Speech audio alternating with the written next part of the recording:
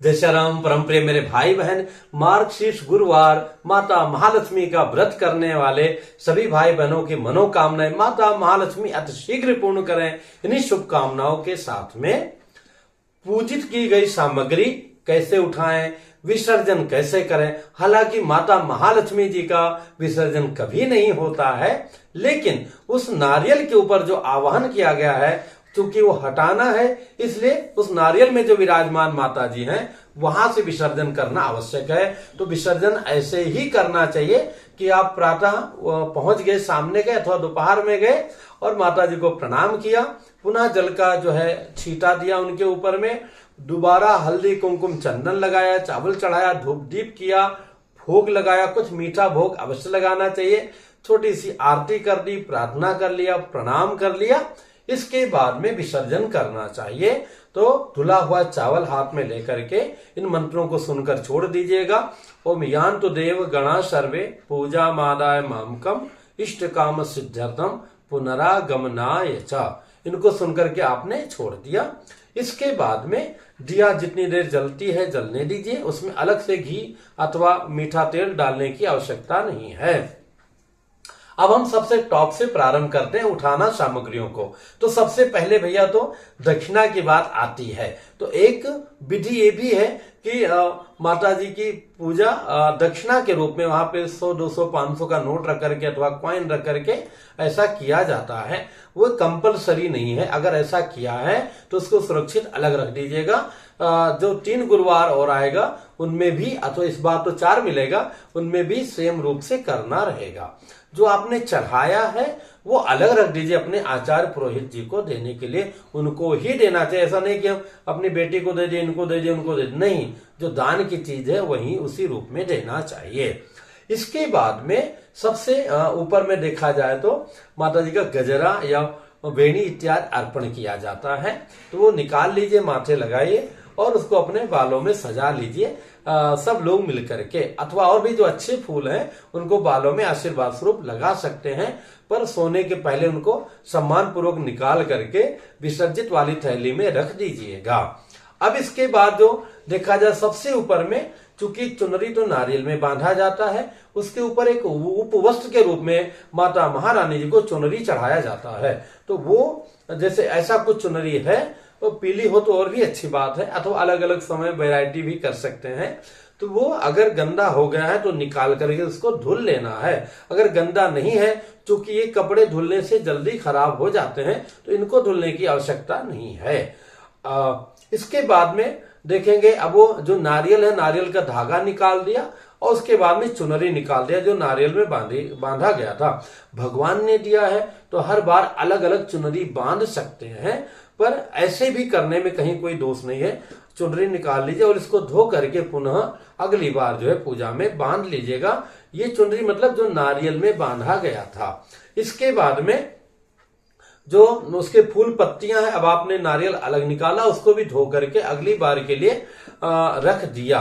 अलग एक कपड़ा रख लीजिए, साफ कपड़ा, उसी में इन सामग्रियों को बांध के रखना श्रेष्ठ रहेगा। उसमें भी नारियल अलग बांध लीजिए और जो रुपया आपने कलश के अंदर डाला था, सुपारी डाला था, वो भी रखा जाता है। और धो करके अगली बार वही कलश के अंदर का रुपया और सुपारी वही फिर से कलश में डालने की परंपरा है।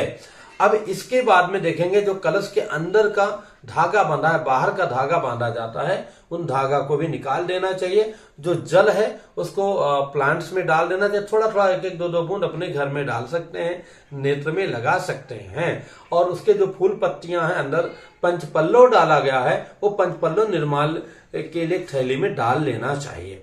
अब कलश निकल गया। अब इसके बाद आपका टेबल आता है। तो टेबल में अगर आप देखेंगे कि सबसे ऊपर में एक ये वस्त्र रहता है जिसके ऊपर माता महालक्ष्मी जी को बैठाया जाता है।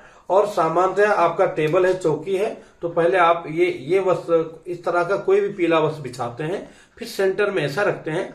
ऐसा रखना उत्तम है। ऐसा नहीं रख पाए, केवल एक कपड़ा बिछा दिया उसके सेंटर में रख लिए तो भी चलता है। तो अगर ये कपड़ा गंदा हो गया है तो धो लेना चाहिए। अगर एक ही कपड़ा बिछाया है, बीच में नहीं रखा है, तो उसको धो लेना उत्तम रहेगा। अगर उसके ऊपर सेंटर में अलग से बिछाया, जैसे कि आप देखेंगे तो हल्दी कुमकुम लग गया है, तो धो करके प्रयोग करना उत्तम है। आप चाहें तो नया भी माता रानी ने दिया है सामर्थ्य, तो आप ला सकते हैं। अब उसके बाद जो वीडियो में मेन बनाना चाह रहा था, बहुत लंबा होता जा रहा है, ये चावल को लेकर के। अगर थोड़ा सा चावल कंजूसी पूर्ण रखा गया है तो वो तो चिड़ियों को या जल में प्रवाहित कर दिया जाता है। अगर थोड़ा ढंग से रखना चाहिए, जैसा कि प्रॉपर बड़ा कलश हो, अच्छे से रखा जाए। आपने इतना चावल रखा है या इससे थोड़ा आसपास में रखा है, तो भी अगर जल प्रवाह नदियां हैं जिसमें तमाम जीव जंतु होते हैं, नदियों में आप प्रवाहित कर सकते हैं। इसके साथ में ही अगर आप जो है गौ माता इत्यादि हैं और वो ग्रहण करती हैं, तो गौ मैया को भी, आप गौ माता को भी खिला सकते हैं। और इसके बाद में अगर गौ माता उपलब्ध नहीं है अथवा है वो खा नहीं रही है, तो आसपास अगर चिड़िया इत्यादि, आजकल तो चिड़िया भी बहुत कम खाती हैं, और कबूतर तो जैसे सियाराम शायद ही खाते हो, तो थोड़ा सा देकर के देखिए, अगर वो खाते हैं तो ठीक है, नहीं पूजित चावल ऐसे पैरों में पड़े ये उचित नहीं होता है। फिर प्रश्न आएगा क्या करें, तो आपके आचार्य पुरोहित अगर आ रहे हैं और चावल उत्तम है, साफ सुथरा, ऐसा नहीं कि हल्दी कुमकुम पूरा जैसे गिरा पड़ा उठा के उनको दीजिए, तो वो कभी उनके हृदय में जो है आपके प्रति जो है गुस्सा ही आएगा, सही बात कहें तो प्रेम नहीं आएगा। ऐसा कभी किसी को भी नहीं देना चाहिए। तो ऐसे में हम क्या करें, तो ऐसे में क्या करना है भैया मेरे, अगर जल प्रवाह नहीं कर पा रहे हैं, तो जितने मूल्य का चावल है, जितने रुपए का चावल है, लगभग उसमें 5-10% और रुपया ऐड करके उसको अलग रख लीजिए, और चावल को प्रसाद के रूप में स्वयं बना करके उसको ग्रहण कर लीजिए। कहीं कोई दोष नहीं लगेगा, पर उसके पहले उसके निमित्त का जो भी पैसा है उसमें 5-10% अलग करके उसको अलग रख लीजिए। ऐसे 3-4 बार रखेंगे, फिर लास्ट में सब कुछ जो है अपने आचार्य पुरोहित को दे दीजिएगा। अब इसके बाद में जो फ्रूट्स वगैरह है वो तो प्रसाद रूप में रख लेते हैं, और अगर आचार्य पुरोहित आपके यहाँ अवेलेबल हैं, आ रहे हैं, तो उनको भी उसमें से कम 50-60% प्रसाद दे देना चाहिए। ये श्रेष्ठ होता है। टेबल इत्यादि साफ कर लेना चाहिए। तो दिया का जो बत्ती है वगैरह वो तो आप लोग विसर्जन करते ही हैं। तो ये मोटा मोटी मुझे लगा कि इस पर प्रकाश डालना, वीडियो बनाना ज्यादा उचित है। लोगों के मन में दुविधा चल रही होगी।